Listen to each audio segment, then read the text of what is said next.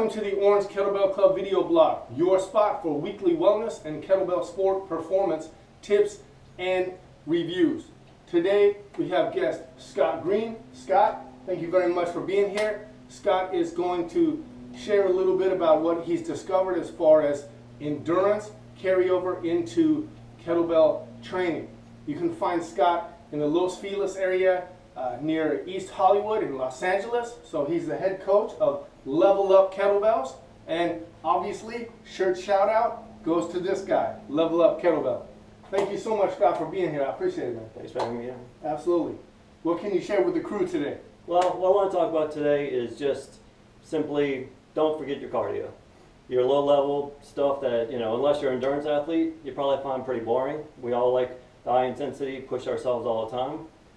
But, you need both. What'll happen if you don't focus on your low level stuff is you'll get to where your body is really efficient at utilizing carbohydrates as fuel, and you'll push at a high level and your heart rate will go up and you'll keep it up there, but you won't be good at utilizing fats anymore after a while. That aerobic base just kind of dies and gets lower, and what happens is over time your conditioning will suffer from it.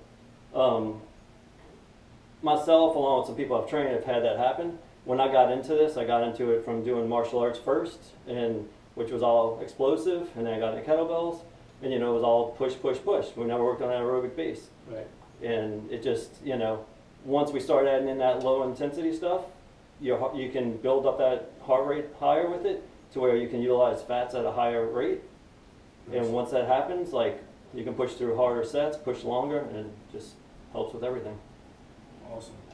And tell us a little bit about the carryover that you had with one of your students as well as yourself in really kind of pushing into that and then moving into the longer sets of the kettlebell training. Yeah, so basically, when we were just focused on trying to push the high intensity stuff and getting stronger, I could push through some sets, but the recovery wasn't there. We were dying. Once we started adding in that cardio, the recovery was so much better, and you just feel like you can get up and go again. You take that minute or 2 minute break and you feel good. But when it was just all high intensity, mentally you can push, but your body just wasn't there. Yeah. And what would a few of your favorite recommendations that you enjoy and saw that actually had really good carryover choices to do some of the low level styles? Well, for me, I just kept it simple and basically picked up running. I didn't really run before.